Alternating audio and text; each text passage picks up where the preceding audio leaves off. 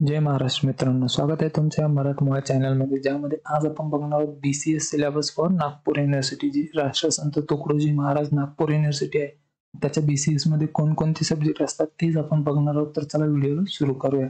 तर बघा, पहिल्या सेमिस्टरमध्ये सगळ्यात आधी तुम्हाला कम्प्युटर फंडामेंटल्स हा सब्जेक्ट असेल. त्यानंतर C प्रोग्रामिंग एकदम बेसिक पासून तुम्हाला इथे शिकवली जाईल. त्यानंतर स्टॅटिस्टिकल मेथड हा एक मॅथमॅटिक्स सब्जेक्ट असतो. त्यानंतर प्रिन्सिपल ऑफ मॅनेजमेंट हा एक सब्जेक्ट तुम्हाला असतो. त्यानंतर बिझनेस कम्युनिकेशन आणि त्यानंतर सेकंड सेमिस्टरमध्ये प्रोग्रामिंग विथ C++. इथे C लँग्वेज आहे, इथे C++ शिकवली जाते.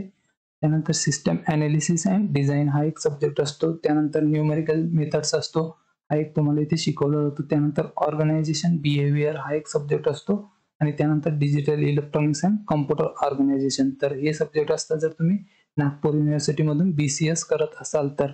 आणि याच्या रिलेटेड काही डाऊट आणि क्वेश्चन असेल तर कमेंट करून विचारू शकता, मी नेहमी रिप्लाय देत असतो.